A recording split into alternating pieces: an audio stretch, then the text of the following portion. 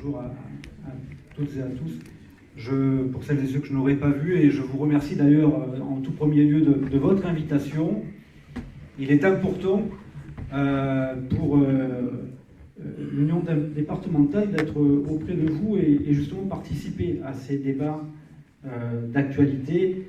Et à ce titre-là, je tiens à vous transmettre le salut très fraternel des camarades de l'Union départementale. Alors, la misère et l'ignorance livrent une partie de notre armée à l'ennemi. Ces mots de Jaurès, me semble-t-il, doivent résonner en nous avec une intensité particulière par rapport à la situation que nous traversons. Je dis cela parce que, on l'a vu, ça commence à venir dans les débats, la poussée de l'extrême droite et ses résultats, et cette poussée qui n'est pas nouvelle. Si on y regarde bien, sur les 20 dernières années, l'extrême droite passe de 4 à 8 millions de voix en 20 ans pour un premier tour. Et si, là je prends finalement que le Front National qui est devenu RN, mais si on doit additionner toutes les voix de l'extrême droite sur ce premier tour, on est à 10 millions de voix. La réalité, c'est celle-là.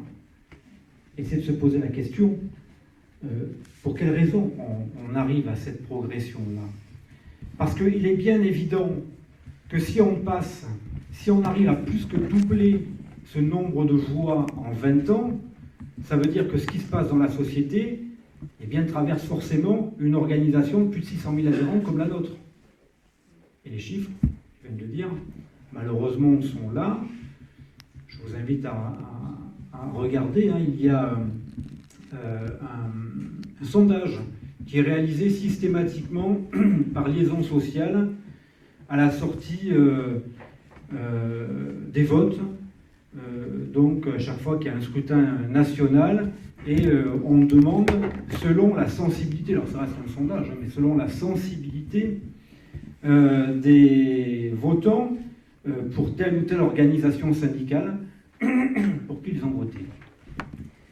Et là, bien évidemment, c'est édifiant, puisque si on y regarde sur les 5 dernières années, de mémoire, on passe de 12% pour donc, le Front National en 2007 à 22% aujourd'hui. Je ne compte pas toute l'extrême droite, si on compte l'extrême droite, on est à 27%. 27% de sympathisants cégétistes voteraient pour l'extrême droite. La réalité, c'est celle-là. Donc il faut, derrière tout cela, qu'on se pose des questions sur les raisons qui amènent à cela.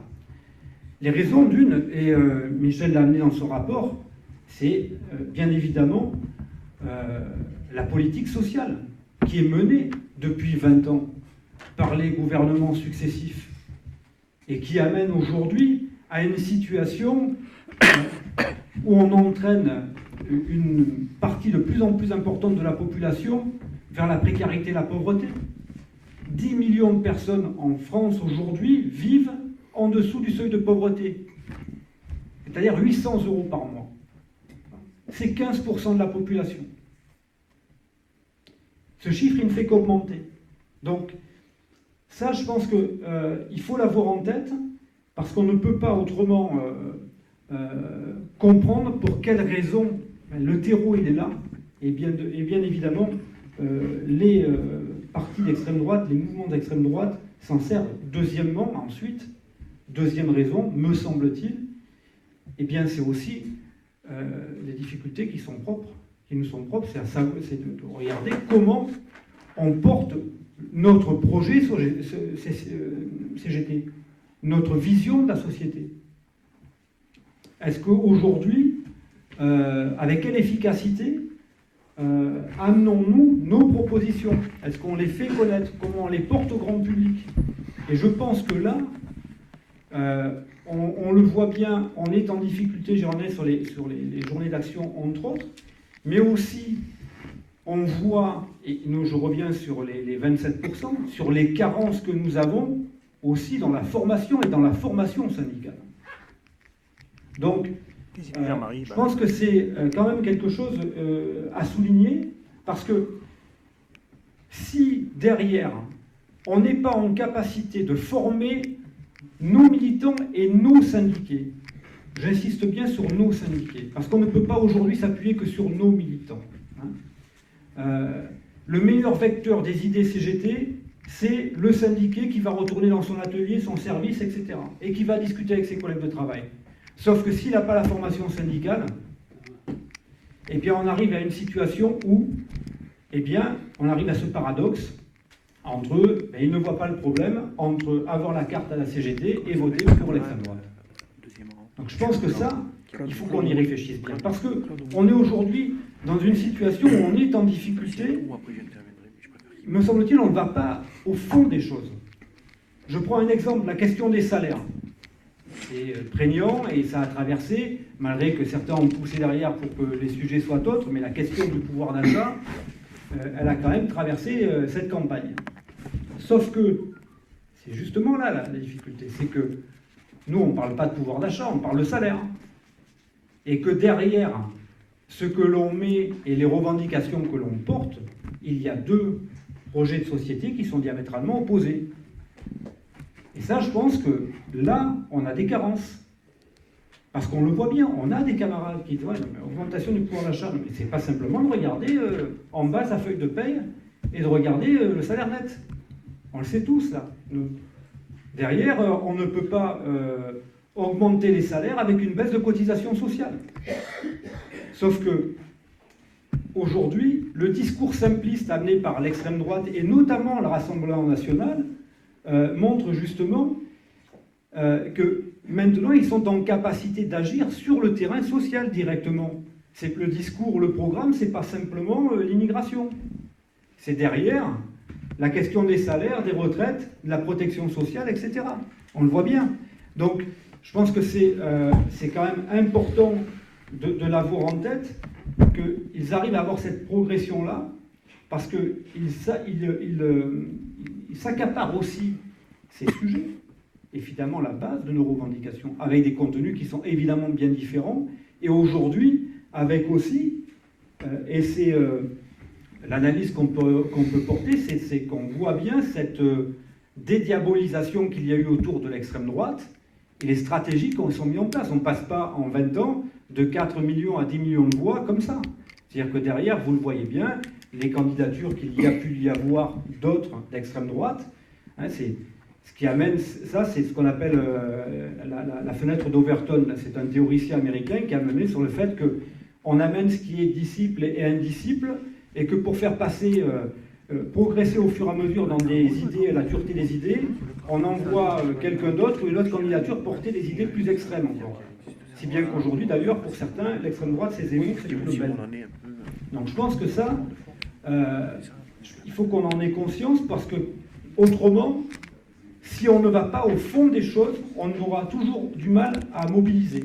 Je reviens sur, Michel est revenu sur les dernières mobilisations, 17 mars entre autres, on le voit bien, pas à la hauteur par rapport aux revendications que nous portions, et surtout sur le fait que, normalement, et je reviens sur la question des salaires, on est au moment où le CAC 40 a publié, je prends cet exemple-là, le CAC 40 a publié les chiffres, Michel l'a rappelé, 160 milliards d'euros de bénéfices, 70 milliards qui partent directement dans la poche de l'actionnaire. Et derrière, on n'arrive pas à mobiliser. Donc, je pense qu'il faut aujourd'hui qu'on soit... Il y a un travail de fond que nous devons mener dans le syndicalisme que nous portons, pour qu'on gagne derrière, qu'on puisse former... On n'agira pas dans l'immédiateté, on le sait, c'est un travail de fond, mais que chaque syndiqué soit conscient des orientations, des valeurs qui sont les nôtres, et pour que derrière, les questions sociétales ne restent pas à la porte de l'entreprise. On a perdu cette question-là, l'essence même du syndicalisme, de transformation sociétale. Le syndicalisme n'est pas là simplement pour régler les problèmes d'avancement dans les entreprises. Et aujourd'hui, malheureusement, on commence à avoir, et vous le savez bien, la réforme du Code du travail, la mise en place des CSE, amène à conduire un petit peu à cela, en tout cas à pousser les représentants syndicaux à prendre cette tangente. Il faut qu'on soit très vigilant. Voilà. Donc je pense que si on ne le fait pas, d'ailleurs, on le voit bien, eh bien on doit poindre, si les syndiqués qui se posent des questions qui sont des questions légitimes sur ce qui fait société, eh bien ils vont chercher la réponse ailleurs. Et on voit poindre de nombreux collectifs, mouvements et autres qui se font en dehors du mouvement syndical. Il faut qu'on reprenne la place qui est la nôtre. On a un gros travail à mener par rapport à cela. Et justement, le 1er mai, il faut vraiment s'accaparer le 1er mai et mobiliser, et dès maintenant fortement, pour montrer justement que pour porter la parole du monde du travail. Je pense que c'est essentiel. C'est évident que la portée sera différente selon le résultat qu'il pourrait y avoir, mais montrer que nous sommes là, que nous avons un projet de société qui est diamétralement opposé de celui qu'on nous impose. Et je pense qu'il faut aller véritablement pousser la porte dans les ateliers, autour de soi et d'autres pour convaincre. Voilà. Je pense que c'est essentiel, il ne faut pas perdre la main là-dessus.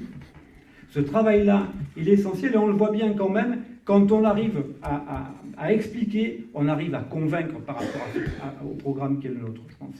Donc il faut véritablement ne pas baisser les bras, c'est pas le moment. Alors juste pour répondre à ta question, je finis là-dessus, désolé si j'étais un peu long, mais pour répondre à ta question, il y a eu une déclaration de la CGT, donc voilà. Alors c'est le titre, la déclaration, tu peux la retrouver sur le site confédéral. Je l'ai envoyé hier à toutes les organisations, donc vous l'avez. C'est pas une voix au Front National. Il n'y a pas de consigne de vote par rapport à cela, bien évidemment.